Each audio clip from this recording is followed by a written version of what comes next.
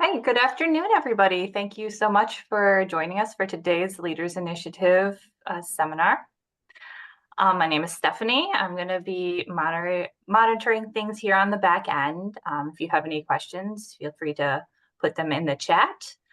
I'll also be sending out a Qualtrics evaluation at the end of this meeting, so it would be really helpful if you fill out some information on today's lecture and give us some feedback on other topics you might be interested in learning about in the future. So with that, I'll turn things over to Courtney to introduce our speaker for today. Great, thanks so much, Stephanie. So we're excited today to welcome Dr. Andrew Brouwer as our speaker for this month. Dr. Brouwer is an assistant professor of epidemiology in the School of Public Health. He develops and uses computational epidemiology to enhance our understanding of complex patterns and dynamics that underlies disease data, as well as the implications of those patterns for public health practice. And with that, I'll hand it over to Dr. Brouwer. Hi, everyone. Thanks for having me today. So I'll be sharing my work from tobacco control to Alzheimer's disease, thinking about transitions in disease risk factors and progression. So I am currently a mentee with the Michigan Alzheimer's Disease Research Center, but I also co-lead the data analysis and modeling core for the Center for the Assessment of Tobacco Regulations. So my background is a little bit more on the disease risk factor, but moving through this pilot project to think about Alzheimer's disease. So what I want to talk about today is, firstly, why is it important to study transitions, both in disease risk factors, but also in things like disease progression. I'll talk about my kind of favorite tool, the multi-state transition model, and how these models are helpful for analyzing longitudinal data. We'll start thinking about how you develop and interpret a multi-state transition model so you can really understand how and why we're doing what we're doing. And I'll talk a little bit about how multi-state transition models can help us in a couple of vignettes around patterns of tobacco and nicotine product use, and also in risk factors for progression of Alzheimer's disease and related dementias. So to start with, once we kind of sit down and think about it, a lot of the questions that we have about risk and disease are inherently about transitions. So something like, do e-cigarettes help people who smoke cigarettes quit? Well, that's a question about transitions from cigarette smoking to non-smoking. What factors are associated with progression and regression of chronic obstructive pulmonary disorder? Well, COPD has a number of different severity stages, and we might be interested in how people progress or possibly regress through those. Those are transitions about the transitions between these severity stages. And similarly, we could ask a question like, are the risk factors for developing cognitive impairment the same as those for progressing from cognitive impairment to dementia? And so this is, again, questions about transitions between clinical stages of cognition. And so these are just a couple of examples that I've worked on, but there are kind of many across lots of different substantive areas. I'll talk a little bit about multi-state transition models. Longitudinal data is something that I work with very frequently, and we're really thinking about it in terms of following individual trajectories.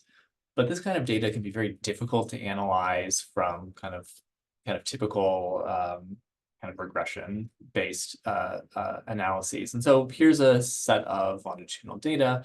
This first participant has been a never product user across all of these kind of surveys. Some person was a never user, but then somehow they're a non-current user, former user in the other wave. So they started using and stopped using sometime, and we never even observed it. Person 3 was a current user, but then drops out of the study. Participant 4 is there. They don't have a wave 2, that are back in wave 3. So all these really complicated patterns that can make it really challenging to do this well. And the way that we might want to think about this, I'll use Alzheimer's here as an example, but is to think about there being a kind of a reality of a continuous time transition history. So maybe at some point, a person transitions from what would be clinically normal cognition if they had a visit to impaired, but not necessarily kind of multiply clinically impaired. Then on to multiply or MCI, and then dementia. And we may observe each of these states and we may not. And so, but what we do observe is kind of clinical visits at certain intervals or specific dates. And so we can see this individual might start as normal cognition, have impaired but not MCI for a couple of visits, and then skips all the way to dementia between visit 3 and 4. And our goal will be to think about estimating kind of the underlying pressure or intensity or propensity to transition between these, not just for a single person necessarily, but for a whole population. And we might want to start thinking about how different risk factors or sociodemographic characteristics or medical characteristics influence that propensity to progress. It's very useful to have these transition rates for a number of reasons. They all help us to infer underlying patterns. So one way that this shows up is that we can directly compare transitions between different groups, but if we wanted to use probabilities, those are actually very easily confounded due to the need for them to add up to 1. So in this example here, maybe if you're in demographic group A, about 5% of people will switch from exclusive cigarette use to exclusive ends being e-cigarettes in 1 year. And in group B, it's 9%, marginally higher, about double, but but the question is that only because there was actually no change in the propensity to switch to e-cigarettes, but there was a change in the propensity to switch to non-current use. And so in this example, subgroup A may be more likely to switch to non-current use than group B. That leaves more people in group B to switch to e-cigarette use. So does that mean that they had higher propensity to switch to e-cigarette use? Not necessarily. We can also ask questions about, for example, comparing analogous transitions for different states. So in the context of tobacco control, we might be interested in wanting people to quit using cigarettes. So I want to compare exclusive cigarette to non-current use to a dual use of cigarettes and e-cigarettes to exclusive e-cigarettes. So those are both situations where you're dropping the use of the cigarette. Is the e-cigarette is the dual use to exclusive e-cigarette a faster transition? That might be indicative of the impact of e-cigarette use on cigarette cessation. It could also just be a difference in demographics between dual users and exclusive cigarette users, so more work would be needed. These rates are also super helpful because we can start to make predictions of future patterns and also things like counterfactuals. What would happen if in an alternative scenario? So that might be questions like, how many people from a subgroup of interest will still be using both cigarettes and e-cigarettes in 3 years? Or if menthol cigarettes were no longer an option, because the FDA is proposing to ban menthol in cigarettes, where would users transition to, assuming all the other rates remain constant and just the menthol was no longer available? So these are all the types of things that we can do if we understand the underlying rates. What's also useful here is that the multi-state model is accounting for all of these rates simultaneously. You're not just kind of looking at like a survival analysis from one state to another. We're doing all of the states at the same time. So what this might look like is for some set of states, you might observe that the probability of remaining in your current state after a year is about 12%. And you have these 3 possible future states with observed probabilities of 2%, 53%, 33%. And this probability of remaining in the state kind of tells us the overall pressure or magnitude of pressure to transition. So it looks like there's a lot of pressure to transition because the observed probability of remaining is only about 12%. So almost 90% of people are transitioning away. But I also have this kind of distribution of the possible future states. And that's telling us how we want to divvy up our overall rate into these kind of specific transition rates. And for the specific example, given these numbers, we could use the multi-state transition model to assign the rates for each of the individual transitions. And it's pretty straightforward for an easy example like this, but as you start having more complicated or larger interconnected networks of states, that becomes much more difficult to do, certainly by hand, or even to kind of think about just observing one state transition to another one when there's all of these possible intermediate states that we don't necessarily observe. And so I want to talk a little bit about how one begins to develop and interpret a model like this. So the first step is to really think about what do you mean by a state in the multi-state model. And it's helpful to think about, for example, like what's a state and what's a covariate. So in this example that I'm going to use from tobacco control, I'm going to look at cigarette use and ends use, ends again being e-cigarettes. And so I might want to look at kind of not the interaction, but the joint definition of both cigarette and e-cigarette use. So I'll have never use of either product, non-current use of both products, cigarette only use, e-cigarette only use, and dual use. But this is not the only way that I could have defined this model. I could have just used cigarettes only used to define the states and used e-cigarettes as a covariate.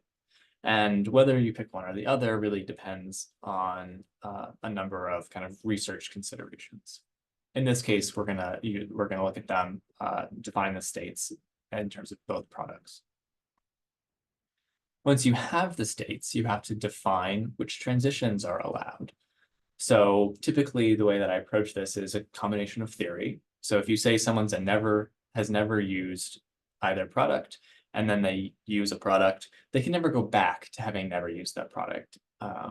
And that's just kind of definitional. However, some of these transitions might be theoretically possible, but don't really show up in the data. And so we might want to use a kind of a statistical estimation approach, like using an information criterion. And so in this example, we don't see an arrow between cigarette only use and e-cigarette only use. And although that transition is theoretically possible, someone could directly switch, what we see in the data is that doesn't really seem to happen. It usually seems to go through a period of at least temporary dual use. And so we don't try to estimate that transition because it's going to lead to convergence issues in the model due to trying to estimate something that's essentially zero. Once we have these transitions, we can look at what we call the adjacency matrix. So in this matrix, I'm going to say I put a 0 if there's no transition from that state to the other state, and a 1 if there is. So in this example, I put these orange, green, and blue arrows. So from that never use state, I can see that there's not a self arrow, but there's this green arrow to non-current use, the orange circled arrow to cigarette only use, state 3, and this blue circle from state 1 to state 4. And I can do this for all of the transition arrows that I've written on my graph. And there's no reason that this matrix needs to be symmetric, meaning that just because I have an arrow from never use to cigarette only doesn't mean that cigarette only has to be able to go to never use. They can be one directional. And once I have this matrix, any place that I have a 1 that's not on the diagonal represents a transition rate. It's a parameter that I'd want to estimate based on the data. And the way that we do this, so if you're kind of more statistically minded, what we actually use is a matrix exponential based on the time since observation and this transition rate matrix, which has these unknown parameters. This matrix exponential gives us the transition probabilities, which we can compare to the observed transition probabilities in the data. If that's too statistical, don't worry. This basically is all just saying that we have some function of the rate parameters gives us a goodness of fit to the data. And so the goal is to find the rate parameters that give us the best goodness of fit to the data. It's a pretty straightforward optimization problem. once you've set up your states and your transition rates, you want to start thinking about what kind of covariates you want to include in your model. So these could be things like sociodemographics, like age, sex, race and ethnicity, socioeconomic status, like education or income. If you have information about behavior, that could be things like use of menthol or use of flavors in e-cigarettes, how frequently you're using, are you using daily, are you using non-daily? And if you have it available, are there other measures of like nicotine dependence or biomarkers of actual use, that sort of thing. And if we think now ahead towards like Alzheimer's, we're also interested in things like neuroimaging or again, biomarkers as being potentially predictive of future transitions. There are some limitations to this approach. This model has what we call a Markov assumption, meaning that the transition rates only depend on the current state and not the full history. And generally, we do expect full history and how long you've been in the state to be at least somewhat relevant. And there are workarounds to this, so we can incorporate history information as a covariate to kind of get better predictions. Rates can also change over time. In the context of tobacco, that's all of these changes in the marketplace, new products, the kind of product fads, the regulation from national or state or local governments. And so we might want to be able to incorporate things like year as a covariate or want to estimate transitions in kind of discrete periods. When we come to the results of the model, although the hazard rates are very useful, it can be hard to interpret them directly, especially if you're not kind of used to it. And so one thing that we do instead is look at the transition probabilities, which kind of are the cumulative sum of all of those rates together. And I like to use heat maps to visualize these so that you can see the darker colors represent the more likely transition or lack of transition. So if I look across a row here, I see the probability of being in each of the other states after, let's say, one time point, 1 year.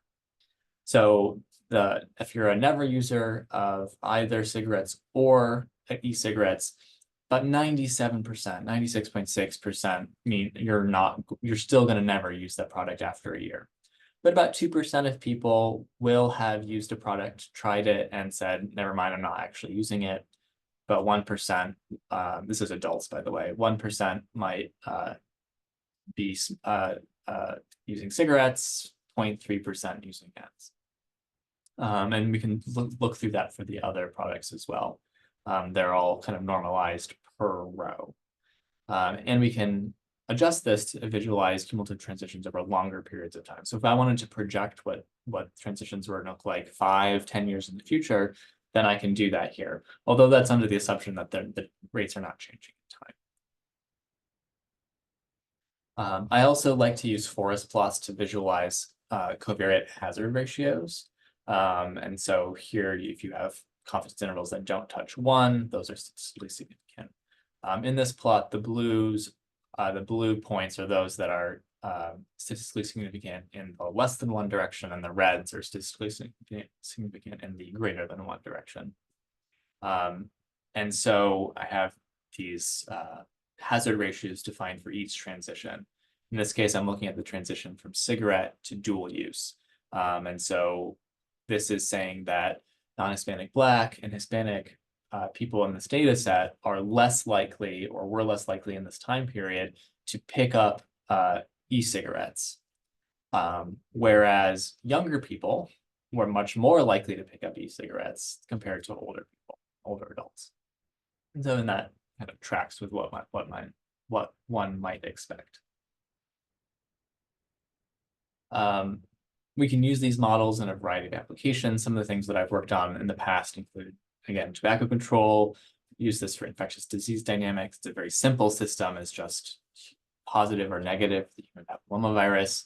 And I've worked with some collaborators on chronic disease progression, such as COPD. Also examples in kind of housing stability, and of course, Alzheimer's disease, which I'll talk about a little bit later. Before I get into Alzheimer's, I want to kind of go into a specific case study looking at kind of changing patterns of cigarettes and e-cigarettes in the population assessment of tobacco and health. This is a comparative analysis over time. So thinking about the 2017 to 2019 period to the more recent 2019 to 2021 period.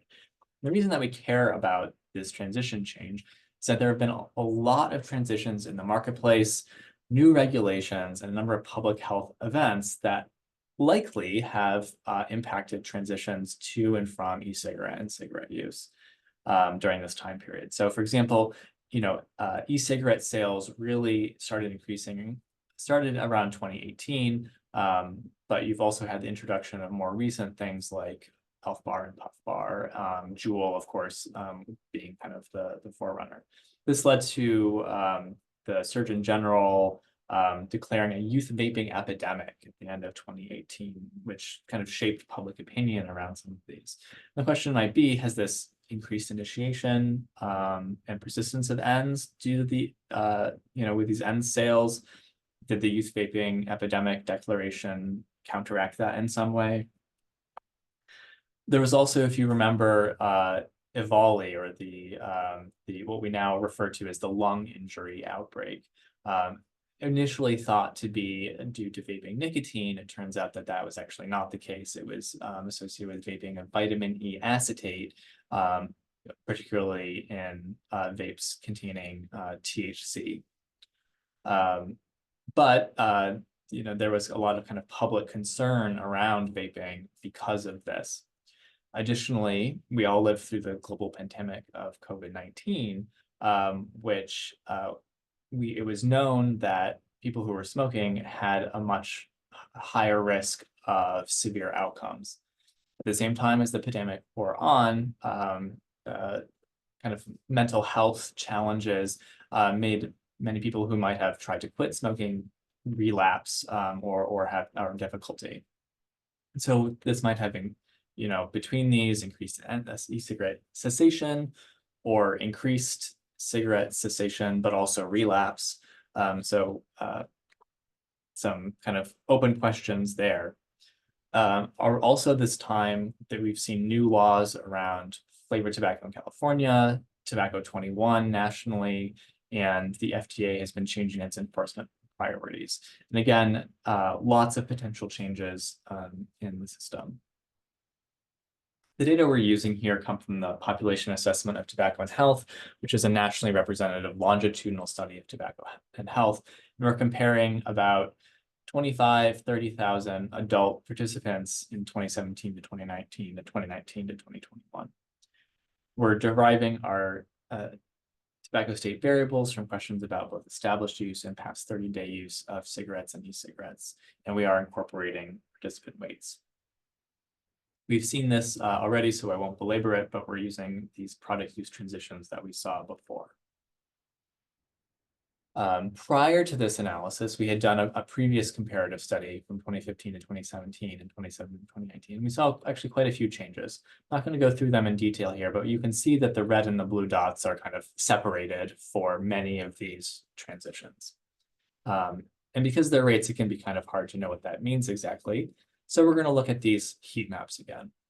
And so what we saw kind of strikingly in the previous change was this increase in the persistence of e-cigarettes and dual use. So in this kind of first wave of e-cigarettes, which were using things like free-base nicotine, which was really kind of unpalatable at higher concentrations, kind of first generation models, a lot of people were transitioning away from e-cigarette use after trying it. So,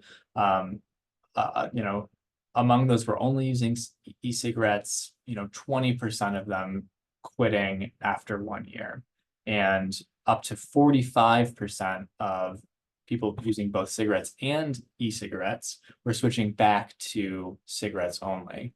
And this is the time that e-cigarettes are being, promoted as helping people quit smoking, not necessarily seeing that. Switching now to 2017 from 2019, we're seeing really high persistence of e-cigarettes. The models have switched to using nicotine salts which are much less harsh, an explosion of flavor availability. And so the transition away from e-cigarette use has decreased substantially, both for e-cigarette only, but also dual users, with very few transitioning to ends only. And we expected to see similar changes now going to the 2019 to 21 period. However, that's actually not what we see. We see very few changes between 2017 to 2019 and 2019 to 2021. We go through these in a little bit more detail now. So we see that as we go from lighter to darker, the points decrease here. And so we're seeing a decrease in cigarette initiation among those who had never used cigarettes or ends. So that's good. Again, this is adults though. And so, there isn't that much initiation to begin with. We're seeing a bit of a rebound in end cessation. So that might be, the effect of that lung injury outbreak or COVID. It might be that, and the e-cigarettes were kind of a novelty, and that novelty is wearing off. But also a bit more positively, we're seeing an increase in cigarette cessation among those who are both smoking and vaping. So that dark line, kind of the dark point kind of on the far right now. And so what we see is that dual use still remains fairly persistent, but there has been an increase in cigarette cessation among those using both products. So that about 10% of dual users switching to ends only in 2017 to 2019, that increased to about 20% in the more recent period. So that's a positive. However, and we do see that this increase is kind of true across adult age groups. So, younger adults tend to be more likely to use e-cigarettes. Maybe they're the only ones benefiting. Well, in this case, if someone is both smoking and vaping, it seems that they're more likely to transition to e-cigarette only use. However, among people that are currently only smoking, we're not really seeing them transition to using that e-cigarette product. So there's no potential benefit from them switching to the e-cigarette. We're seeing that only for that youngest group of the 18 to 24s. And so the question is there actually being a substantial benefit to public health from these e-cigarettes? It looks like probably not. These changes, what we're seeing overall, we're seeing adult cigarette initiation is already quite low. So the further reduction has minimal impact. So what we're seeing in this graph here is not the transitions normalized by row, but over the whole graph. So this is of the whole population, what fraction are in each of these buckets. So we're seeing that 0.11% of the population of adults is initiating cigarettes. It's not a really large number. That ends up being about, I think, 280,000. We're also seeing that the numbers of people transitioning from cigarette only to dual use is actually about the same. It's about offset by the ones that are switching from dual use to cigarette only use. So there's not really a net benefit in or a net kind of transition there. Of course, that might be a little bit different for youth. So we're seeing more cigarette-only youth switching to dual use and then hopefully to e-cigarette only use. Whereas for the older adults, that's not the case. We're seeing dual users switching back to cigarette only use. And so as we think about what's going on here, so just to kind of recap, we saw reduced cigarette initiation for never users, increased end cessation among ends only users, and increased cigarette cessation among those both smoking and vaping. And honestly, we expected larger changes in the transition rates because of, as I said at the beginning, these changes in the marketplace, regulatory context, and these public health events. Some of these changes may have already been accounted for in the 2019 wave. It may also be that because this is a 2-year period, some of the changes may have been relatively short-lived. So that people maybe were quitting cigarettes early in COVID, but then kind of had picked them back up by 2021. Ultimately, we think the public health impact of these trends is likely to be minimal, as few people that are using cigarettes are switching to dual use, especially older adults. And as you think about what the regulatory implications are, what we really see is this adoption of e-cigarettes among those currently smoking is really remaining low among older adults. So how do we promote harm reduction among older adults without encouraging initiation among those who would not have initiated smoking, particularly for youth and young adults? And so that is part of one of the main tensions in this tobacco control field. We also see that, even if cigarette cessation among those using cigarettes and e-cigarettes is increasing, overall the persistence of dual uses remains high. And so from a scientific point of view, is dual use increasing or reducing the likelihood of cigarette cessation after you account for things like demographics and motivation to quit? So is the nicotine from that e-cigarette actually making you more dependent on that cigarette and making it harder to stop using the cigarette entirely? And so we might want to be thinking about, as a regulatory goal, the promotion of transitions from dual use to non-current use or exclusive ends use. So that was kind of a whirlwind. Looks like I have a chat here. Can you speak to power analyses as it relates to using multi-state transition analyses? So no power analyses exist in the way that we're familiar with them from a t-test perspective. What I'll say from my own experience is that usually, once you have several hundred transitions, you can estimate the transition rates fine, but it becomes difficult to do kind of multivariable models if you don't have kind of thousands of participants. And we're seeing that even, as I'll show in the Alzheimer's project, just kind of a loss of power when trying to account for multiple variables at the same time. Okay. So that was a kind of vignette around tobacco control. And we kind of want to move more into this kind of more recent work with the Michigan Alzheimer's Disease Research Center pilot project. And this is an analysis led by my MPH student, Nan Shi, looking at sociodemographic and medical history predictors of transitions, both from normal cognition to cognitive impairment and from cognitive impairment to dementia. And so, as folks on this call already know, Alzheimer's disease and related dementias are progressive neurological diseases. And dementia reduces quality of life between cognitive decline, physical disability, reduced capacity for independent living, and a much higher risk of mortality. In 2023, there was an estimated almost 7 million Americans living with dementia, and that's expected to reach 13 million by about 2050. There's also a large growing global financial burden of dementia, expected to be about almost $5 trillion by 2030 and 17 trillion by 2050.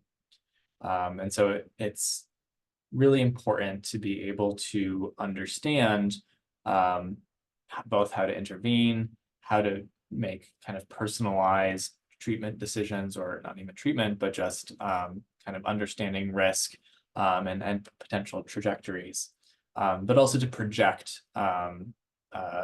both the burden and the potential impact of interventions.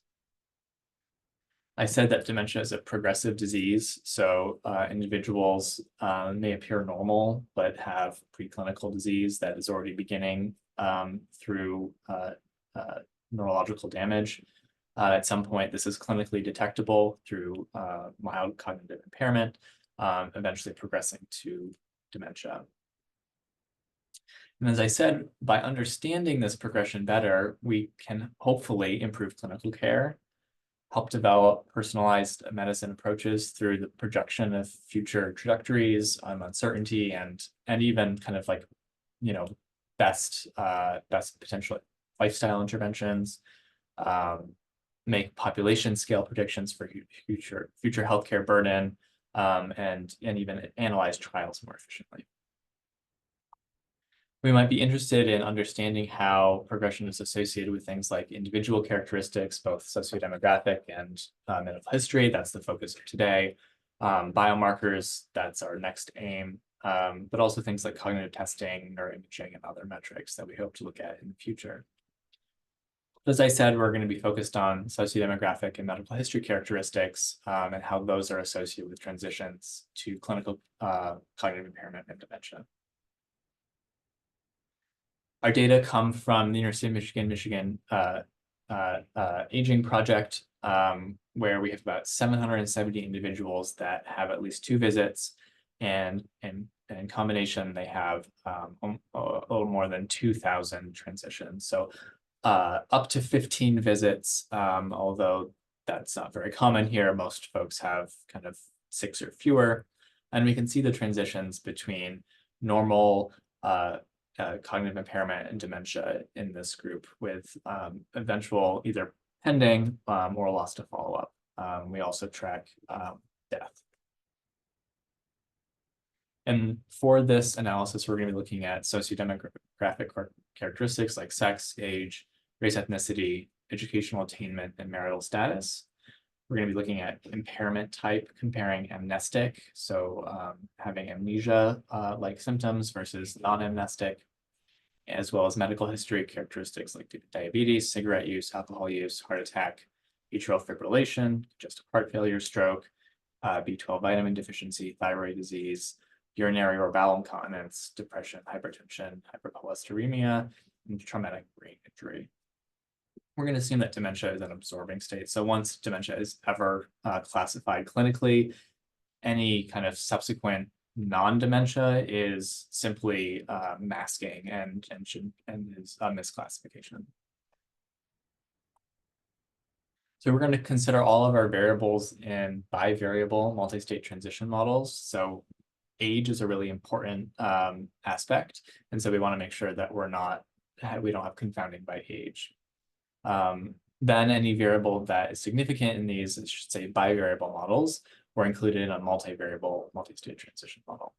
As I mentioned before, we're going to lose some power as we do that, but I think it's still useful to look at. The transition model we're going to look at here, it includes 4 states: normal cognition, cognitive impairment, dementia, and death. We're combining any impairment with specifically mild cognitive impairment, just due to the fact that there was very few people that had impairment that was not already mild clinical impairment. We also allow for regression from cognitive impairment to normal cognition, but not from dementia to cognitive impairment, as I mentioned before. If we look at a heat map here of these transitions, we see that in this cohort, about 90% of people with normal cognition are going to remain in the normal cognition state, with about 10% progressing to impairment or jumping to dementia. In the impairment state, about 75% remain in the cognitive impairment state, with kind of equal probability of 10 to 15% regressing to normal cognition or progressing to dementia.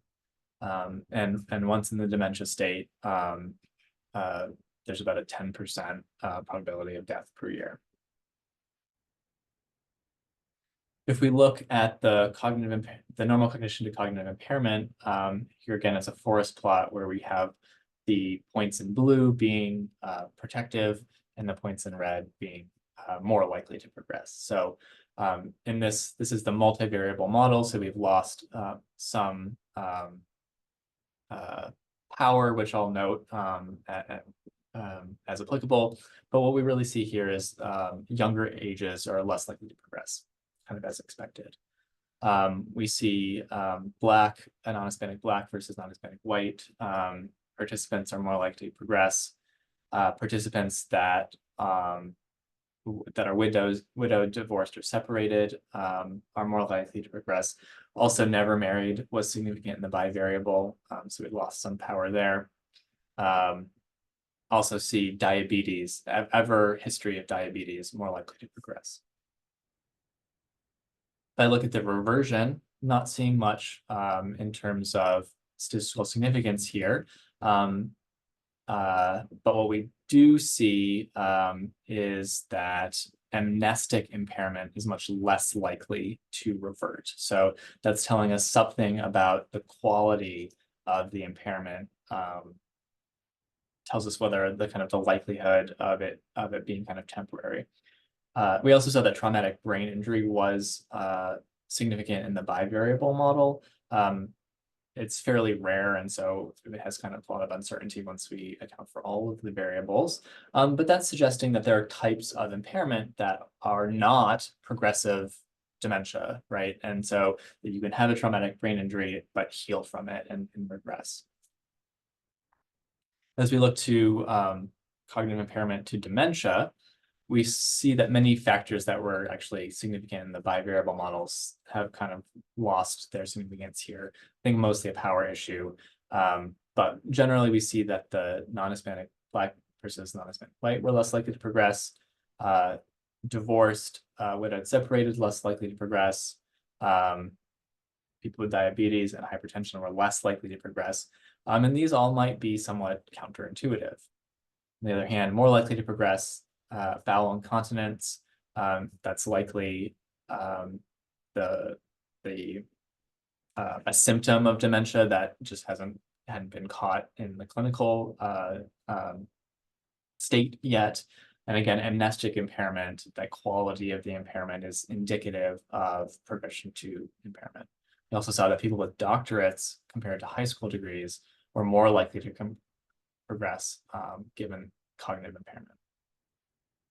And that's kind of a lot here, but one thing I want to point out is that our non-Hispanic Black participants transitioned faster to cognitive impairment, but slower to dementia. And this is a pattern that was actually more common in the bivariable models, which I'm not showing here. I'm just going to focus on this one result. And so one might say, is this cognitive reserve?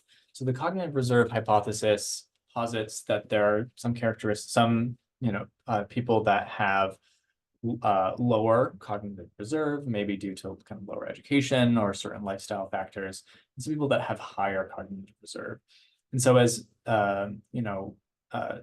neuropathology begins at some point, because that starts to degrade that cognitive reserve.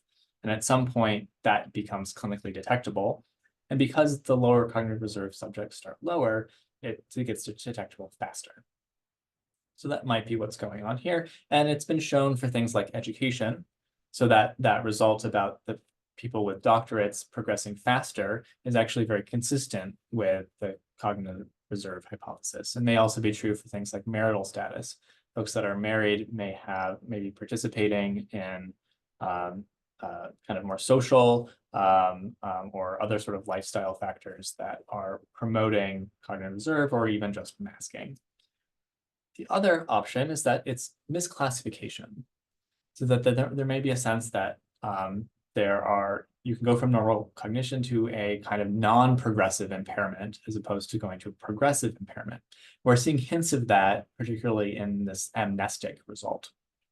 And as this relates to the non-Hispanic Black participants, it's been shown over and over that kind of Black participants often have a lower kind of baseline cognitive score caused by systematic disparities in socioeconomic status and educational quality, also exacerbated by minority stress and even possibly by systematic testing bias, although that has been shown to have a smaller effect. And so we might say, practically speaking, how much of an effect does this have in terms of these transition probabilities? So if I look at my non-Hispanic white participants, only about 6% of people with normal cognition are transitioning to cognitive impairment, compared to about 15% of the non-Hispanic Black participants. But once in the cognitive impairment state, almost 20% of non-Hispanic white participants are transitioning to dementia after 1 year, compared to only 3% of the non-Hispanic Black. Again, these are estimates over a whole population and not kind of on a person-to-person basis, but kind of gives a sense of what these differences and the hazard rates convert to in the population probability level. So some next steps for this work, because this is kind of, we're coming to wrap up our first year on this project.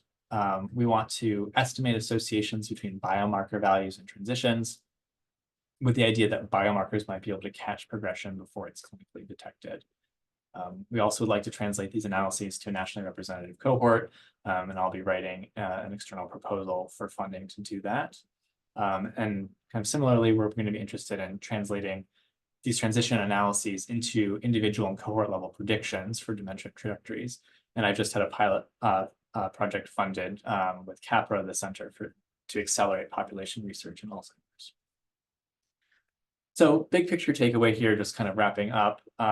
This multi-state transition model approach is one way to think about analyzing longitudinal data. It has a lot of advantages, being able to account for multiple computing transitions, being able to make predictions and assess what-if scenarios, and being able to compare similar transitions across these some demographic groups or other disease-specific covariates. So it's, I think it's a helpful way of thinking about progression and transitions, both in disease risk factors, as we saw with tobacco, but also the disease itself, as we saw with Alzheimer's disease. So I just want to thank a lot of folks here in tobacco control, many co-authors, and in Alzheimer's disease, of course, Dan Shi, who did the analysis for this work, my mentorship team, Kelly Bikulski, Nicholas Kanan, and Jim Burke, as well as the MDRC Data Core, who has been very helpful in working with me to kind of get access to these data. This work, tobacco work, was funded by the Center for Assessment of Tobacco Regulations, a tobacco center on regulatory science, funded by the NIH and the FDA, and the Alzheimer's work, of course, funded by the Michigan Alzheimer's Disease Research Center. So I'll go ahead and stop there and see if we have any questions. So we have a question in the chat. Is it possible to determine statistical significance from the heat maps? So yes, we do have confidence intervals. They just get kind of, the reason I often don't show them in the heat maps is that they get kind of visually busy. But we do have statistical uncertainty for the hazard rates, and that trend that gets converted to the probabilities as well. So yes, we are able to determine statistical significance. Could a smaller sample size be appropriate if only 2 or 3 transitions? How would you know if the sample size is too small? So I think simpler models do tend to be easier. I think that the most important thing is the number of observed transitions that you have between any pairs of states. So if you have a lot of observations of a transition, you have more power to be able to say things like differences between hazard ratios, for example. If you have only like, if in your population you only had like 5 people make that transition, then you're probably not going to have a lot of power. One example where we did that in this, I kind of glossed over this, but in our transition model, we estimated hazard ratios on the normal cognition to impairment and back, and impairment to dementia, and dementia to death. But we did not estimate hazard ratios on the normal cognition to death or impairment to death, because although there were a couple of deaths, it was only like less than 10. And so we decided to fix the death rate across the covariates. And so there are ways to kind of to make decisions to kind of smartly approach the problem from a power perspective. What statistical software can you use? I use R, and there is an R package called the MSM package. And I've recently written code to extend the MSM package in the case of having participant weights, which is typical for national representative samples. I also do my heat maps in R. And let me actually, I have a lot of code and visualization and tutorials. Let me pull that up here and I'll put a link in the chat.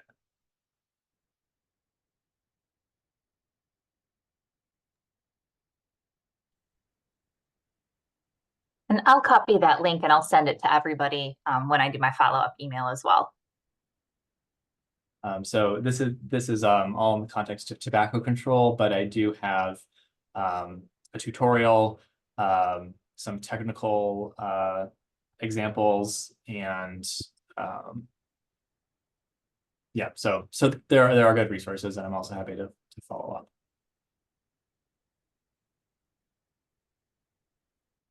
There are courses we could take to learn how to perform multi-state transition rates. I do cover this in my course on cancer modeling. I don't know, that might run in the winter of 2025. Other than that, it may be covered in kind of higher level statistics courses, but I would say this is not a common technique that would be in kind of basic data analysis classes.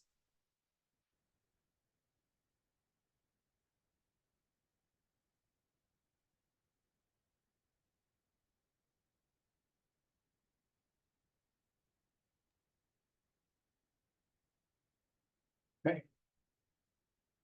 All right. Any final questions for Andrew before we call it a day? I actually do have another question. I just can't type it fast enough. Sure. It had to do with, can you go way back to your limitations slide? It had to do with the Markov assumption. Yep. And so it says that the transition rates only depend on current state and not full history. So I was a little confused on this because in the examples you gave, you had an example of, people who say they never smoked, and then people who say, well, they used to smoke cigarettes and then they switched to e-cigarettes. So would that not count as full history? No. So full history would mean something like 5 years ago, I transitioned to dual use, and then 3 years ago, I came back to cigarette use. And somehow that affects whether I'm more likely to quit my cigarette compared to somebody that had been a cigarette user the whole time. So that's a bit of a complicated example, but the idea is just that, like, I look at any two people that are currently using the product and whether or not, like, when they initiated or if they've used other products in the past. I'm not incorporating that information, at least directly. I could create a covariate in some way to do it, but from the first order, I'm treating them as the same and having the same probability of transitioning. Does that make sense? It does. Okay, I have another question. Would you ever consider teaching this through I forget what it's called, but at U of M through ICPSR, they have these like 4-week summer statistics programs you can take. Would you ever consider teaching this through that? I'm open. I've taught this as a kind of tutorial before that actually might be recorded through the Center for System Check Regulations. But if ICPSR was to approach me, I would be happy to chat with them about what that would look like. But let me see if I can find a copy of that. That other, and I can send it to, if I find that there's a recording of the other thing, I'll send it to Stephanie. Thank you. Let's see, you also had a question on why do you use hazard ratios versus hazard. Sorry, I don't quite understand the question. So there were some slides where, I think it was the forest plots, where on the bottom axis, it said hazard ratios, and then it's at 95% confidence interval. Okay, I totally understand that. But then there were some a little bit later where you had a forest plot, and instead of it saying hazard ratio, it said hazard rate, and then I think in parentheses it said it was a log scale. See, so this is on the log scale as well. Oh, okay. I like putting ratios on the log scale because from the, being twice as something is the equivalent to being half, as when you change the reference. So I like the ratios being on the log scale. The other one is on the log scale just because it is easier to visualize the spread of them. So these are just kind of visualization choices. And since I made them at different times, they have different different axes labels. Okay, thank you. Great, thanks for your interest.